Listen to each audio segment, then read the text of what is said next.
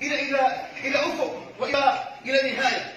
لذلك ما أخاف عليه اليوم ليس هو قرار ترامب بتحويل السفارة من القدس من تل أبيب إلى القدس، وقد ناقشنا هذا في حينه، وخرجت الجماهير العربية والمسلمة تندد بهذا القرار، وجمعية الأمم المتحدة نددت بهذا القرار. نحن اليوم ما نخاف عليه هو التطبيع مع هذا الكيان. ما نخاف عليه اليوم هو ربط العلاقات مع هذا الكيان التي كانت سرا أصبحت اليوم علنا. ما يحث في قلوب المسلمين ونبض الشارع أن ترفع الراية المنكسة دائما في دولة عربية. ما يحث وما يؤلمنا كمسلمين أن يستقبل هذا المجرم، هذا السفاح، هذا قاتل الأطفال، أن يستقبل في دولة عربية.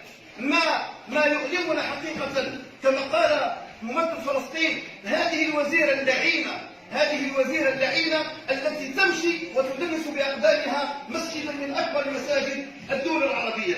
هذا ما يحدث في أنفسنا اليوم، وهذا ما نقف له اليوم، وهذا ما ننادي به اليوم. لا للتطبيع مع الكيان الصهيوني. الجزائر لا تطبع مع الكيان، لا فوق الأرض ولا تحت الأرض، لا فوق الطاولة ولا تحت الطاولة، ولا نعترف به ولا نعترف بحدود 67، بل نريد أن نسترد فلسطين من النهر إلى البحر وعاصمتها القدس، حب من أحب وكره من كره.